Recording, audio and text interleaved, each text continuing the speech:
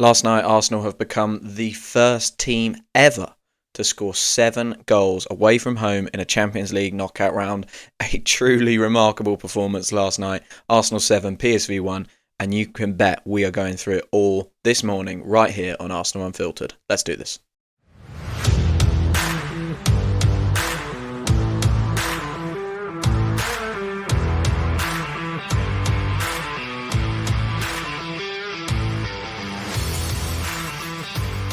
Yes, hello and welcome back to another episode of Arsenal Unfiltered, your 3 times a week dose of Arsenal coverage with me, your host Mark, and God am I excited to do this episode today. I was going to do this episode this evening. Right now it's 6:40 on Wednesday morning. I was going to do it this evening. That had been when I planned it, but I am just so excited after watching Arsenal score 7 away from home in the Champions League. I just had to jump on the mics early doors and get it out for you guys today so you can enjoy it whether you're at work or with the kids or whatever you're doing. I want to be in your ears and talking to you about this unbelievable performance last night from Arsenal. Before I get into it, wherever you are, I hope you are well. I hope you enjoyed last night. I hope your family are well. And yeah, whatever's going on in your life, 7 goals is always a helpful tonic, I find, especially when you've scored 2 goals in 3 games. That's where I want to start, right? I'm going to go through some of the events of both halves and talk about a couple of sliding doors moments and then come on to, especially Martin Odegaard and Ethan Nwaneri, because I thought they were brilliant, both of them. And Jurrien Timber, I want to talk about him a little bit. There's so many players I could talk about, to be fair, this morning. But before I get into that, I just want to talk about how different this felt. I mean, stylistically, it was completely different, wasn't it? All of a sudden, it felt like the players out there had realised, look, Bakayo's not up there, Kai's not up there, Gabriel Martinelli's not up there. We're going to have to do that job as well as our own job. And we have players all over them in the box. I mean, I wasn't planning on talking about this quite so quickly, but I've been on SofaScore this morning to look at kind of average positions. And when you look at the Arsenal average position, there is a line of 6 players, average position in the PSV half. That is Leandro Trossard, Declan Rice, Mikel Merino, Martin Odegaard, Ethan Nwaneri, who's furthest forward, and Jurrien Timber. Those guys were just flooding it. And we've seen, Arsenal play in kind of a 5-5 system, where you have the back 4 with an inverted fullback and Thomas Partey or Jorginho, whoever's playing the 6, kind of hold back a little bit more, be a bit more concerted, and then everyone forward of that flood the box. This was much more a 4-6 with Miles Lewis-Skelly, Thomas Partey, and the 2 centre-backs to start with. Of course, as soon as you throw Ricardo Calafiori on there, that changes a little bit because boy did he get forward. What a goal from him as well. So really, really impressive from him.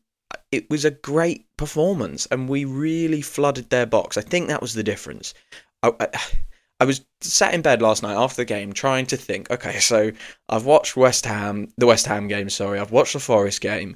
I've kind of suffered a little bit through the Leicester game, although my memory of that is definitely clouded by the Mikel Merino performance. And I'm thinking, okay, what was different? What was different last night?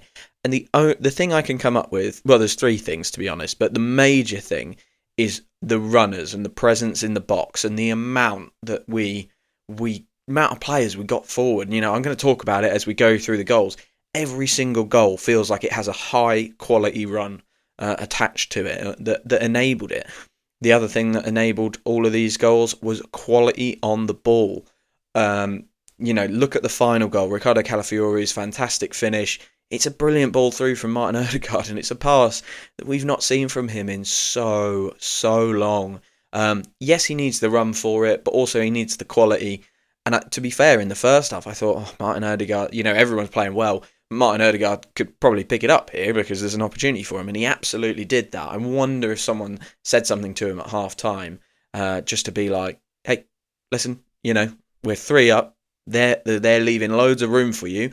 Go and do your thing, because he was much improved in the second half and really good in the second half. And of course, the most important thing in football, doing things at speed. So not only are we creating the runs and we're providing high quality, we're doing it quickly. There were a couple of goals, and I will go through all the goals individually, a couple of goals where things just happened. Bang, bang, bang.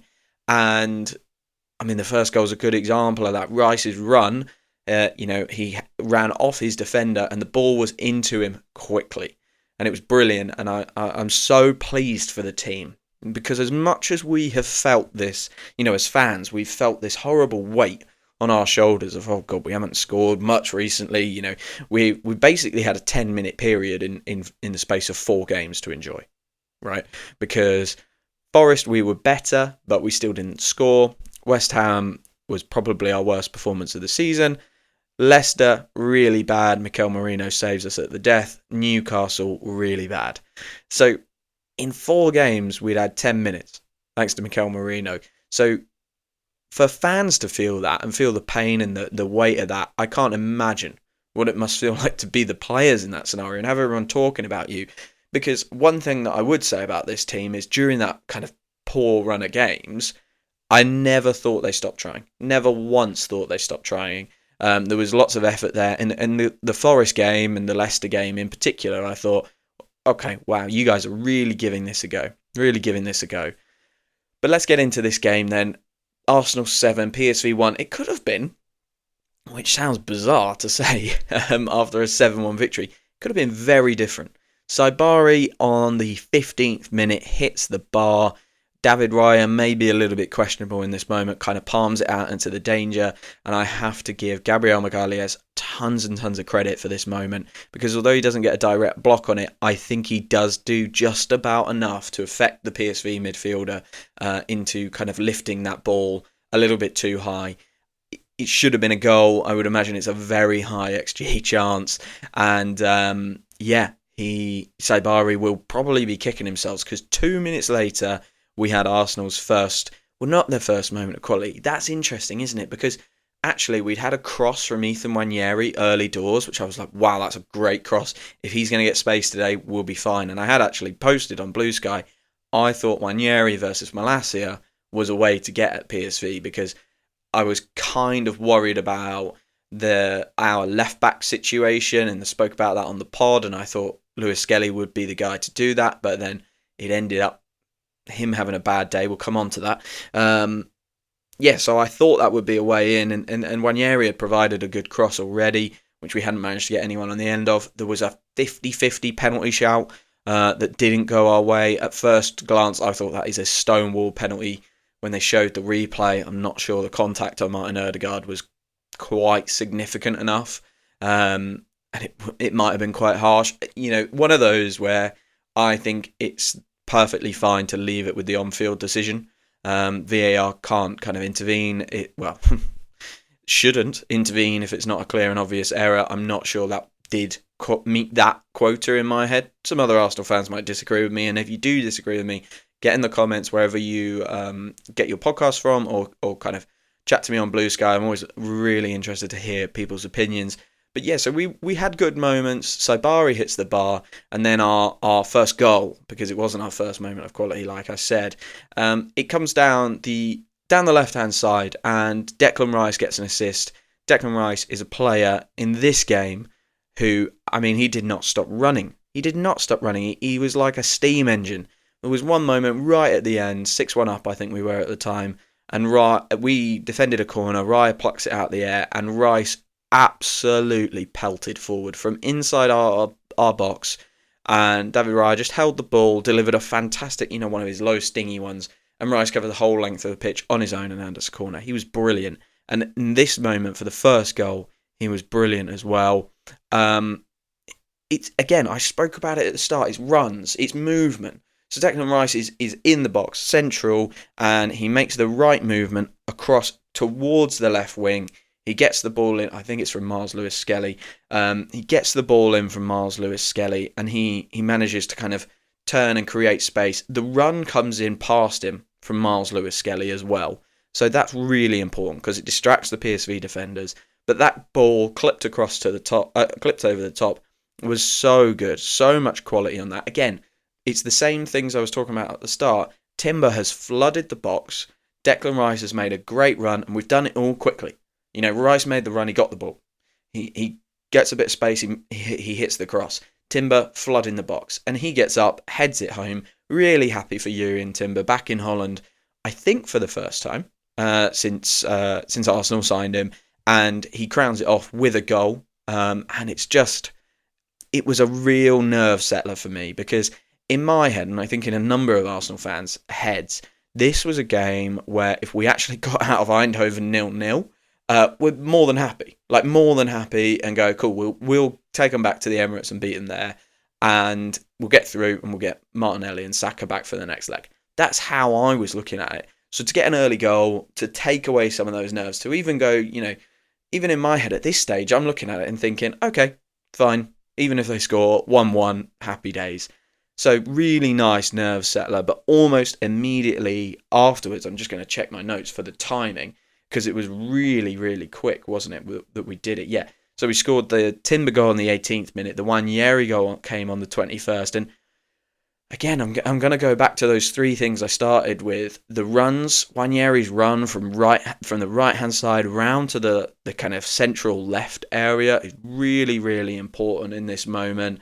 The Trossard pass in the build-up to this goal is really impressive.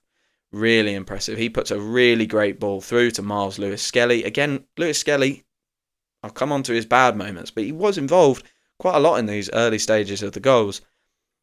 The ball comes into him, and he obviously provides the cross. I think it takes a deflection off a PSV player, so I'm not sure he actually gets the assist technically, but it's a fantastic finish from Nwaneri. And again, Nwaneri with a run, did it like flooding the box, going from a wide position to a central position where he can score a goal. Trossard with a bit of quality with that fantastic pass, and Miles Lewis-Skelly doing things quickly, providing the cross. It just felt like a complete change, and I really, really enjoyed it. Miles Lewis-Skelly then had, again, it was a bit similar to the Saibari missed chance. Miles Lewis-Skelly's yellow card and then yellow card that wasn't is sort of a bit of a sliding doors moment, because at 2-0, I think if we go down to 10 men, this suddenly feels a little bit more awkward, and obviously we would lose him for the next leg, etc., etc. So, God bless the referee. I think we got away with one. I really do. Granted, the first one's quite soft, and I think that's probably what saves Miles Lewis-Skelly, is that the first one is fairly soft, and you do see those kind of often just given as a free kick, and no one's really calling for a yellow card or saying that absolutely is a booking. But the referee was very quick to get his card out, and I wonder if he just quickly reflected on that mid-game and just thought, maybe I've been a bit quick there, because the second one for me is a barn door yellow. But the referee kind of keeps his head and kind of thinks about his previous decision, raises the bar for a second yellow as well, which I think is really important, and doesn't send Miles Lewis-Skelly off. Miles Lewis-Skelly is kind of, I don't know, he is so brilliant on the ball. I think he's a good defender, don't get me wrong, but he is starting to kind of pick up a little bit of a disciplinary record, I think. One of those red cards, absolutely not, but one of them, absolutely.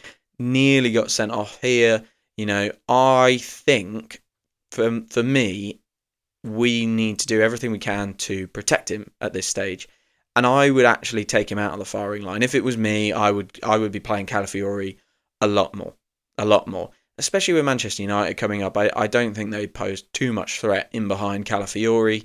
They don't have Ahmed anymore, who would have been the player that could have got in behind Calafiori. And I just think, let's just give Miles Lewis-Skelly some time to have some substitute appearances and kind of have a lower profile for a bit, because at this moment I'm really worried. I was really worried that he was going to get his third red card of the year and a narrative was going to develop, and I think we need to protect him from that, because we saw after the Wolves red card after the Wolves red card, but the Man City celebration, how quickly the media jumped on him. He's a young kid. He's a young kid at Arsenal, and he's a young kid of colour at Arsenal as well. The media want to kill him and cook him, which is a horrible thing to have to say, but I do think it's relevant. So let's protect him, because he's one of our own, and I love him as a player. I think he's brilliant. I really, really think now might be a time to just say, let's protect him a little bit. give him some time on the bench. But he was taken off after 35 minutes, and by the 35th minute, we were 3-0 up. A bizarre goal for Mikel Merino, absolutely bizarre. Again, we're flooding the box. Jurrien Timber's driving forward. He actually is a bit annoyed at Ethan Nwaneri in the build-up to this goal. I don't know if everyone's seen this. He's kind of looking at him going, why are you standing behind me? Run round me. And because Ethan hasn't run round him, Jurrien kind of goes, well, sod it, I'm going myself. So he drives forward at the PSV defence, and he takes a shot come pass to Merino. I don't know what it was. It was very weird. But Merino at this point is standing in an offside position. He is offside, and the ball is played, whether it's a shot or a pass, not 100% certain. The PSV defender definitely goes to block it, and in blocking it, it then breaks down. There are two basically 50-50 tackles. We win both of them, Timber and Merino. PSV then regain control of the ball, and their defender has a nightmare. Absolute nightmare. Doesn't pass it properly. I think it's Flamingo, although I'll have to double check it. Doesn't pass it properly, and it just leaves the ball for Mikel Merino. He reacts quickest, and it's a fantastic finish from Mikel Merino. It's almost like a left-footed Thierry Henry finish, isn't it? The way he kind of bends his body and just kind of passes it round into the corner. Keeper's got no chance because it's so close, and it's so accurate from Mikel Merino. A real striker's finish from our left eight playing up front there. A brilliant finish, but there was a lot of question about the goal. Is it offside? Is it not? I have two thoughts about it. One, I don't think Mikel Merino gains any advantage, especially the way the play goes on and breaks down. Now, I've not heard anything or seen anything or read anything from the kind of UEFA version of PGMOL or UEFA's refereeing body or whatever. I presume that they're not so self-absorbed that they don't have a TV show like PGMOL do. But I think there were discussions on the commentary, at least in the UK, around whether it's deliberate play from the PSV defender. Mark Clattenburg thought it should be offside. I'm not 100% certain, to be honest. I'm really not. So PSV player definitely plays the ball, but Mikel Merino is obviously, he scores basically 2 or 3 opportunities to clear the ball after that. So can you argue that it's not even in the same phase of play? In which case, if it's not in the same phase of play, same attacking phase, I'm not sure VAR can intervene, because many things happen in between the finish and the ball from Jurrien Timber. Either way, it ended up counting after a kind of lengthy VAR check, and we were scheduled, I should say, to go in at half-time 3-0 up, but another poor moment from Arsenal in our third. Thomas Partey, yeah, not great. Thomas Partey has had a really weird season, because I think he's been very good in general. But he drops a stinker every so often and gives up a goal, gives up a moment that I'm like, wow. I'm looking forward to Zubamendi or Kimmich coming in. Let's just put it that way. This moment was silly, really silly, because it should have been a free kick to Thomas Partey. So he's defending the corner. PSV players pushing Thomas Partey towards Luke de Jong, and Partey totally would have got away with this. The ball is coming into that area, but I don't think it was ever reaching Luke de Jong. Partey probably can't see that, to be fair. But he's being pushed. Okay, he's being pushed. And if he just keeps his arms down, even if Luke de Jong gets on it and scores, I think there's a VAR review that shows Partey is trying to defend that player, and he's being pushed out of the way. So that goal wouldn't have stood. Instead, Partey kind of wraps his arm around his neck, which is a bizarre thing to do in any phase of play, especially in the penalty area. And it's a stonewaller from me. Noah Lang kind of dispatches it really, really well. And if you look at kind of like the field tilt maps and that kind of the momentum graphs that come out, just before halftime, PSV had us. We scored our third goal, and from there, PSV were on top. They obviously got the penalty, massive for them. And it was just that moment of, okay, the next goal, and they said this in, I think Rooney said it in the TNT coverage, he said the next goal is really, really important. And I agreed with him at the time, because we really needed to make sure that there was no way that could be PSV. Because if it had been PSV, it would have been 3-2. And, we would have already had to take a left back off. And just kind of like oh God, we were 3-0 up and now it's 3-2. There would have been doubts. There would have been worries. And I think it was absolutely necessary that we got the next goal. And boy, did we do that. I'm going to fly straight through. Usually I take a break around 20 minutes. I'm going to fly straight through because I want to do the second half and then I want to have a break and talk about some players individually.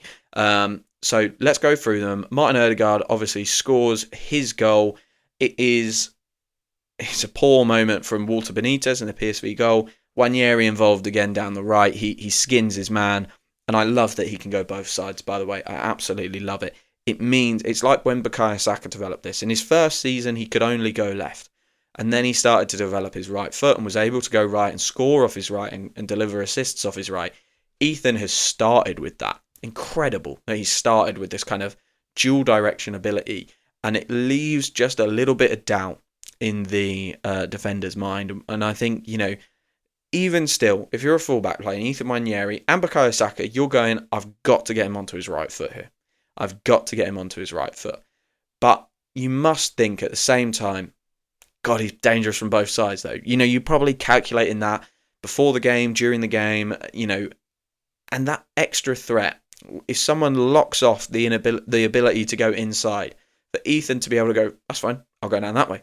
And he goes down that way and provides a really good cross. Now, Walter Benitez just palms this back into Ødegaard's path. Not dissimilar to the Saibari chance, where Riot did this in the first half. Just palmed it into a dangerous area. This time, Ødegaard takes his time and really gets himself settled and finally gets a goal. I was about to say that his performance deserved. I don't think it was about whether his performance deserved it. I just think he needed it. He needed to get that kind of demon off his back and get a goal, and he obviously ended up having a fantastic second half, 2 goals and an assist in the second half. But it's a relatively simple finish for the first one. Just tucks it into an empty net. There's a brilliant still going round of Declan Rice, who had run past Martin Ødegaard, just pointing at the empty net, going, put it in there, which I think is a rather obvious thing for him to point out, but either way, I really, really enjoyed it. And almost immediately afterwards, we have probably my favourite goal of the game. There's 8 goals to pick from. This one was my favourite. Leandro Trossard, a minute later, assisted by Riccardo Calafiori. Again, I think there was a slight deflection on it, so he might not get the... Oh, no, he has got the assist. Excellent. I'm really pleased. It's fantastic down the left-hand side from those two. Really, really good. PSV are a little bit shell-shocked, I think, having conceded so quickly after half-time, and I don't think they're really at it. Trossard receives the ball with his back to goal on the left wing, and a truly filthy back-heeled nutmeg through Ledesma's legs. Just absolutely brilliant at that point. And Calafiori, as he does, this is what he brings. For everything Miles Lewis-Skelly brings in the kind of central third of the pitch. Control, being able to play on the half-turn, spin off his man, all of that sort of stuff. Riccardo Calafiori brings an absolutely brilliant, marauding kind of attacking threat, which I just love. And I think he's a little bit cavalier, he's a little bit out there, but I think he will. This guy's 22, remember? Outside of Miles and Ethan, he is the youngest player in the squad, so he is a little bit raw, absolutely. But I think Mikel Arteta has unearthed a real gem here. And whilst Mikel Merino has had a good few weeks, and I think he's doing a good job, there's still more doubt about Mikel Merino in terms of the summer signing than there is about Riccardo Calafiori in my mind. Riccardo Calafiori, he has it. He's got something really, really special. Give Mikel Arteta a couple of seasons with this guy, and we are talking about a world-class defender. I really believe that. And a world-class attacking left-back as well. Goal and assist in this game for Riccardo Calafiori. Sorry, let's get back to this Trossard goal. So obviously, Trossard nutmegs the PSV right back. Calafiori strides onto it. He then provides the pass back to Trossard. Again, back to what I said at the start. Runners. Trossard has a moment of quality with his bit of skill to get himself out of a difficult situation. And then he runs. He keeps running. It's so important. It's something we've just not had in the last few weeks. He kept running. Calafiori feeds him with a good ball. And the finish. Oh my word. Little dink over the goalkeeper. Benitez has had a horrible 2 minutes, palming it into Ødegaard's path and then being chipped by Trossard from really close range. It's 5. It's 5-1. I could not believe what I was seeing because again, let's recap a little bit. I came into this game nervous, kind of hoping that we don't concede or we can go 0-0, 1-1, happy days, bring them back to the Emirates. Then at 3-1 at half-time, I'm going, oh, well, they've just got back into it there. We need to just be careful. Suddenly, at 48 minutes, it's 5-1.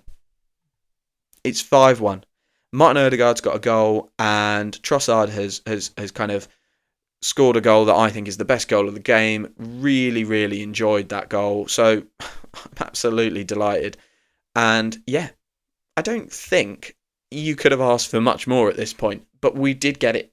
We got 2 more, which is just brilliant. On the 73rd minute, Martin Odegaard added to his tally with his second goal. Another just, I feel for Walter Benitez. I really do, because it was rough performance from him.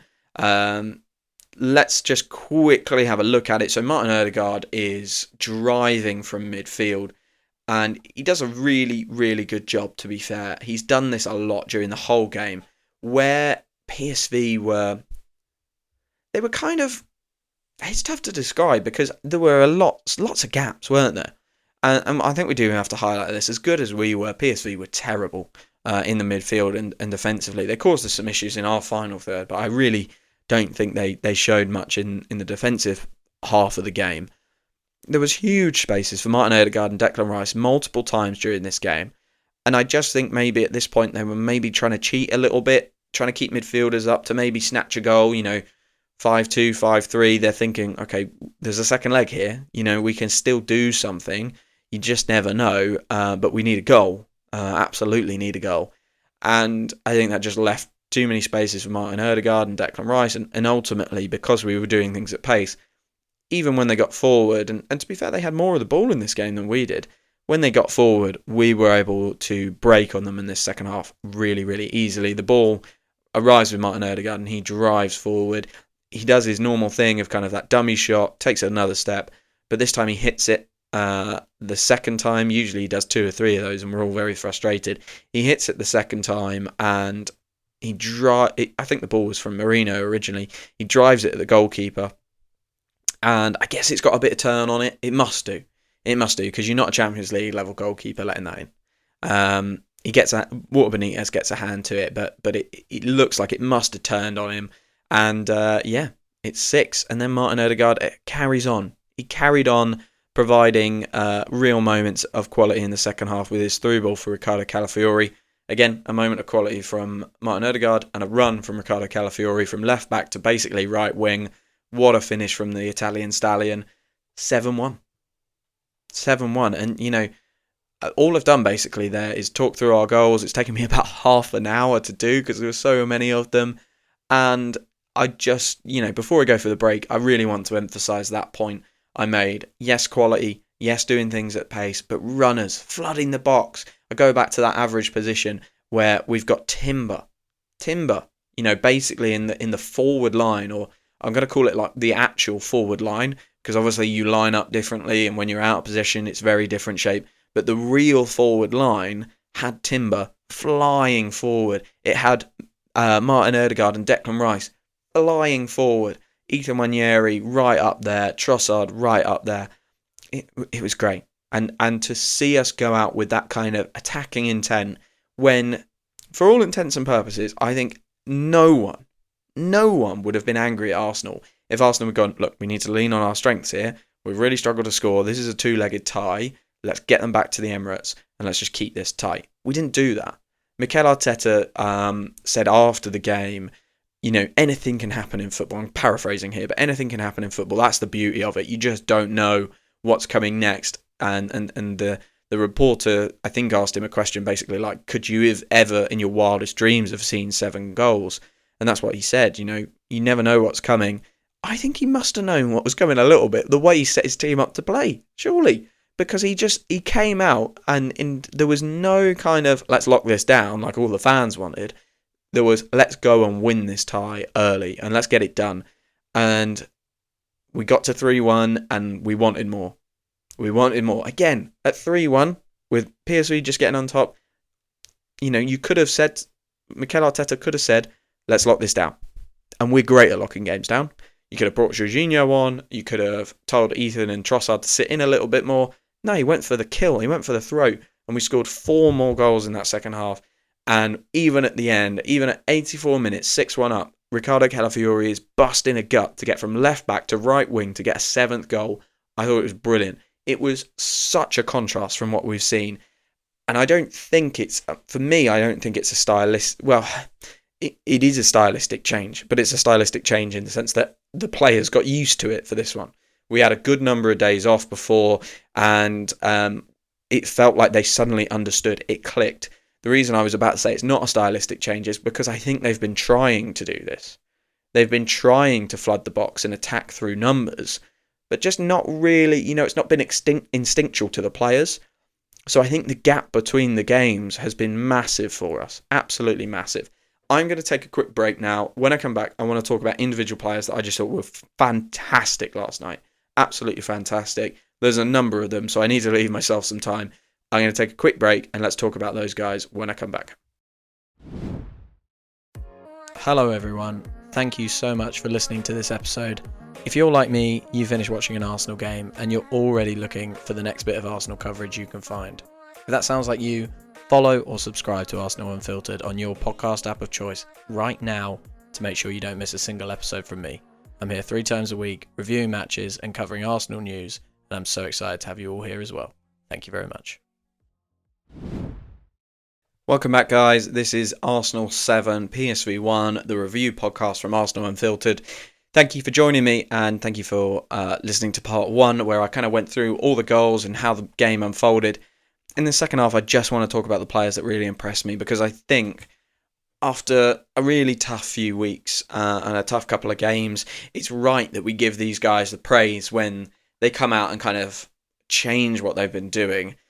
I want to talk about 3 players really in particular, and then just give a real big mention to someone else, but I just don't think I'm going to have time to talk about all 4 players that impressed me a lot. I want to just say as well, I thought the whole team was magnificent. Partey gave away the penalty. Don't think he had a great game. Miles Lewis-Skelly was really good offensively, but not fantastic, obviously, with the nearly two yellows. And I think the subs did okay. But the starting 11 were brilliant. Calafiori was obviously a sub who did really well as well. Trossard gets a mention, and the 2 centre-backs I just want to give a mention to as well. I'm just not going to have time to talk about everyone. But, hopefully I've kind of covered, especially Trossard's contribution in the first half. The first player I want to talk about is Ethan Nwaneri, 17 years old. What a boy. What a player. I mean, his goal last night was a fantastic finish. It was a fantastic run. But I think just generally, the fact that we are without Bukayo Saka, who you can argue is one of the best players in the world, certainly one of the kind of top 3, top 5 right wingers in the world. I think for Ethan Nwaneri to be in the team and to be contributing like he is, and us feeling the absence of Saka less. I think we feel the absence of Saka less than we feel the absence of Kai Havertz. And some fans will laugh at that, because I think Bukayo Saka is a way better player than Kai Havertz is, even though I think Kai Havertz is truly brilliant. That just tells you how highly I rate Bukayo Saka. But I think the reason I feel that way is because Ethan Nwaneri is providing so much danger. Now, don't get me wrong, he's not perfect. He can get played out of games. And we saw this in Saka's early career as well, where teams started to realise he was dangerous, so started to double up on him. And Saka struggled to get through that initially. He's obviously got a lot better at dealing with that. I think Ethan still has that skill to learn, right? Let's take the West Ham game, the Newcastle game. He was played out a couple of them. Just kind of shut down very, very quickly. There's a centre midfielder there, there's a fullback there, there's a fullback and a centre-back there, and he can't really figure it out yet. He needs to understand how he beats 2 men, not just 1. But when he's on form and when teams aren't kind of able to stop him, and I remember especially in the Leicester game, was it Christensen? Just couldn't get anywhere near him at left back. And last night, Malacia just couldn't deal with him either. I really think he is impressing at an incredible level for a 17-year-old. His heat map is really good. It's high and right, with then that kind of drifting inside, and obviously he's got kind of a little bit of heat map where his goal came from. As well, after his goal, the thing I love about Ethan Nwaneri, and the rest of the Arsenal team need a little bit more of this, in my opinion, is once he got his goal on the 21st minute, there was kind of a push in the second half as he saw that there was opportunities for goals here. he was pushing to get another one. And yes, he came off in the 71st minute, but in the second half he had 3 rapid-fire shots, all in the space of about 5 minutes after we'd gone 5-1 up. I think he saw, hey, there's an opportunity for me here. I can add some goals to my tally. And he went for it. And I love that about him. Was it all the most perfect times, or were they perfect decisions? Could he have passed in some of those moments? Probably. I think he probably could have and maybe should have passed in some of those moments. But I love the mentality of a 17-year-old just going, hey, I want another goal. We're 5-1 up here. I want goals. I want to score. You need players like that. You need players like that. Do you think Erling Haaland is discouraged after he misses chances or takes shots when he potentially should have passed to another player? Not one bit. Because he's got it in his mentality that I am a goal scorer and I'm going to score goals. I'm not saying Ethan Nwaneri is Haaland level, but I'm just trying to pick out a kind of example of a player who is not put off, not discouraged by missing chances, not worried about necessarily actually there might have been a better pass option there. He's going, I've got this killer instinct. And Ethan Nwaneri, I think, has that and just drives for goal and wants to score and really is he's like a kid in the playground, isn't he? He's not a system player. He's not one of Mikel Arteta's robots, as the media would say, although I don't think you can say that about anyone from yesterday.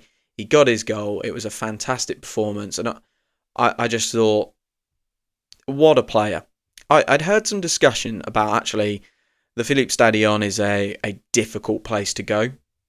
Do we start Raheem Sterling? I think it was the Arsenal Vision podcast. Great podcast. Go and listen to them if you haven't. I'd be amazed if you were here and you hadn't listened to the Arsenal Vision podcast. But for the one of you that is, go and listen to the Arsenal Vision podcast. It's fantastic. I think one of the guys on there was talking about Philippe Stadion. Do you protect Ethan? Do you leave him on the bench and play Sterling from the start just to allow him to be protected from the atmosphere?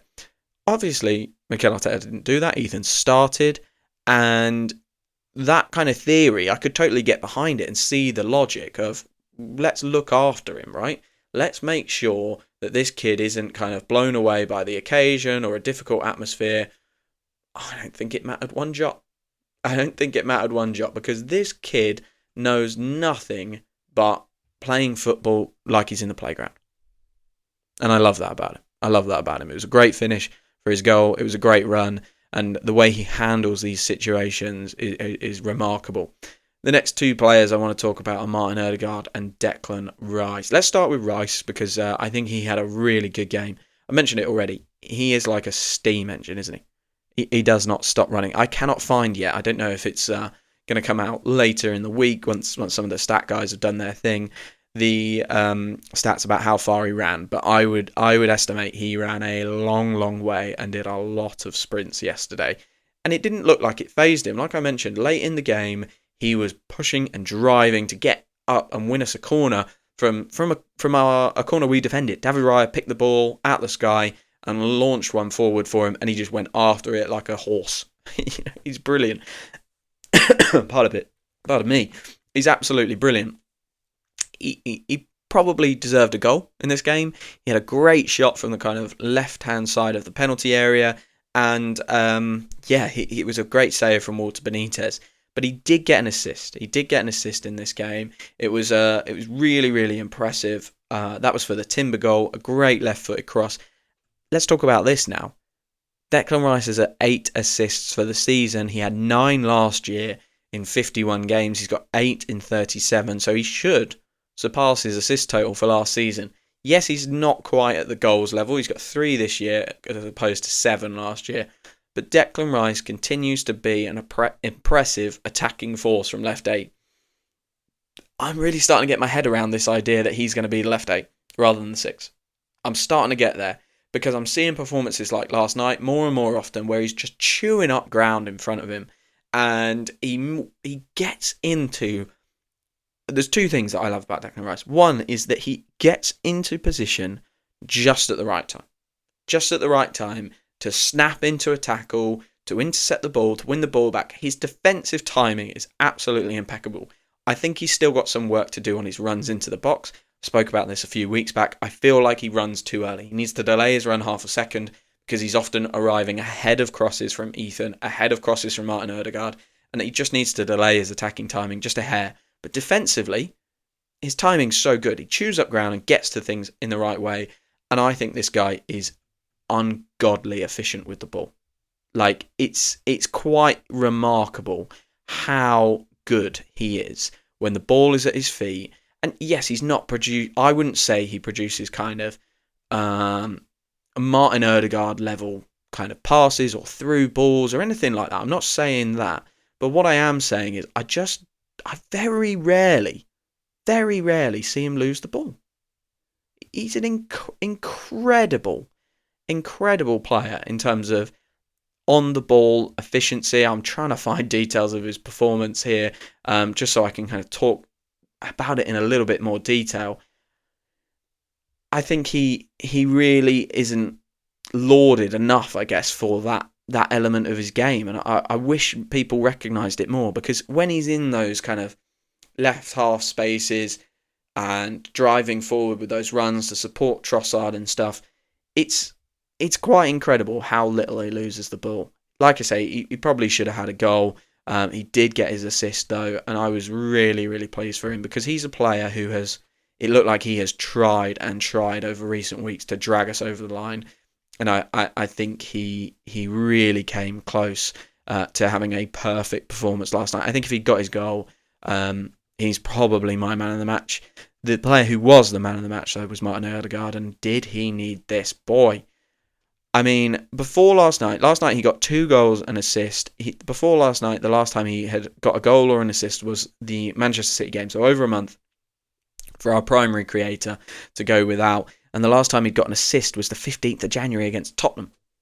So it'd been a long time since he'd been a creative force, and I think a lot of people had looked at his performances and just thought, oh wow, this is not what we need from Martin Odegaard. And I've spoken a number of times on this podcast, but also on Blue Sky, about how I think he needs to operate further forward. I'm not sure he quite did that yesterday, but when he was forward, he was far better. And I think that might have been the difference. And a lot of that came from having runners. 1, he had runners to pass to, but 2, he had runners in front of him creating space for him to go and fill. And that made all the difference for Martin Odegaard, didn't it? Because both of his finishes, one of them is an open net, one of them is, a really bad moment from the keeper. I think in the Premier League that gets saved. However, he's got the space to hit it hard enough. He's arrived in the right time to get on the end of that palmed out cross from the keeper and pass the ball into the back of the net, basically. And that only comes about from the players in front of him running ahead of him. And yes, I've wanted to see him go into the 10, because I feel like we needed to get him in spots closer to Ranieri, closer to Trossard, to put balls through. However, if Jurrien Timber's going to bomb forward like he is, and Declan Rice is going to bomb forward like he did last night, and Trossard and Ranieri are going to be as buzzy as they need to be, he doesn't need to be in the 10. And this is the balance that we have to find, right? We either push him forward to get him nearer, and we play how we have been playing in a slightly more conservative way, or we do what we did last night, and we go, we are going to defend from the front by making this almost impossible for anyone to deal with, attacking so much and flooding the box. Then Martin Odegaard can basically play wherever he wants, because he'll have options, and the defence and the midfield will be concerned with runners rather than him. That is a really, really interesting development from last night. He got 2 goals and an assist to take his tally for the year to 11 goals and assists, so 5 goals, 6 assists. He really needed last night, didn't he? There's been a big drop-off in output. In 2022-23, he scored 15 goals, got 7 assists for a total of 22 goals and assists. He matched that again last year in a slightly different configuration, 11 goals, 11 assists. This year so far, before last night, he was at 3 and 4. This is all competition stats, I should say. Let's make sure that's clear. So it had been a drop-off from Martin Odegaard. And I think, hopefully, last night's performance and the way we played, giving him more space and giving him now the confidence again, I hope that unlocks him a little bit more, because he needed to develop, he needed to unlock that bit of his game a little bit more, and he was brilliant last night. The thing, PSV gave him a lot of room, but the thing I loved about his performance is he didn't dally around with it. We've seen him dally around with it a little too much recently, and especially in the second half, he was getting the ball and either releasing it or just driving runs at PSV. And again, if he's driving at PSV, they're concerned with him, the runners are going past them. And that's the thing. We have to have, this is probably a wider point, not just centred on Martin Ødegaard. We have to have two threats all the time. We have to have the threat on the ball and the threat of a runner going round you or behind you and that sort of thing to put defenders into a position where they're not sure. I think recently we've only had the threat on the ball, so people have been able to kind of sit in a low block and then when the ball comes into a danger man, swarm them. Okay? But last night with Timber going around the outside, with Calafiori going around the outside or up through the middle, Rice as well, with players running through, the defenders can't swarm the ball. And I think this was a really, really important development. Last but not least, I want to talk about Jurrien Timber because his average position was wild, nearly the highest player on the pitch. There's something about Jurrien Timber that I can't quite put my finger on, and I think it's how he goes into so many situations where I'm like, oh God, that is a bad place to lose the ball. And I'm so convinced he's going to lose the ball, and he doesn't. He just comes away with it. I'm always amazed, absolutely amazed by the way he can just have 2-3 players around him and he's being pressed and harried and people are trying to make life difficult for him and he just pops up with the ball. It's like he's got spider legs and the ball's just never disappearing from him. I think he's brilliant. And I think, for a season where we've missed Ben White so much for so long, the fact that we're not really feeling his absence because Jurrien Timber's done such a good job is wild to me. Absolutely wild. And of course, we've not even had Tomiyasu. So he has basically done that right-back role all on his own. Started the season at left-back, kind of doing some work out there. He's played centre-back at times, but right-back has been his main position. He's been brilliant. I thought he was brilliant again last night. Obviously gets his goal with the header. He's involved in the Marino goal. And obviously he came off around, I think, just before the 80-minute mark to allow Ben White to get some minutes. I guess in summary, last night was a real tonic to our woes recently, wasn't it? It was exactly what we needed. We needed a big moment, a big result. It is not what I expected at all. At all. And I think there's lessons to learn from last night going forward. If Manchester United were watching this, they are going to be worried. They are absolutely going to be worried. And what they're going to be worried about is the runners. They're going to be worried about the way we had 6 men in the box at times. 6-7 people trying to score a goal all at once. And I think that was it. That was the difference between our last few weeks and last night. Was that we just said, okay, we're going to flood the box. And like I said, halfway through this second half, I don't think it was for a lack of trying before. I think that's what we wanted to do. And stylistically, that's what we were trying to do. The difference is last night, I think it just clicked and we got it. And whilst PSV, yes, they were poor and they gave us plenty of time on the ball and stuff like that, which I'm not sure was in the plan. Often I will do these podcasts and say something like that, like, oh, they were quite poor, they gave us time on the ball. But actually, we have to affect them to do that. And the way we did things with pace affects that. Affects how much they can close us down and whether they can limit space for players like Ødegaard and Rice in the centre of the pitch. So obviously we deserve our credit there as well. But yeah, like I say, the lesson, take it forward into Manchester United, was that we have to flood the box. We have to get runners. Jurrien Timber, forget the guy behind you. Forget Garnacho, okay? Saliba can deal with Garnacho. Gabriel can deal with Højlund and Xerxes. Get around, I'm presuming it'll be Ranieri. Get around him. Get around him and not allow him to be doubled up on. Get around Mikel Merino and not allow him to be isolated. It will be really interesting, to play Manchester United.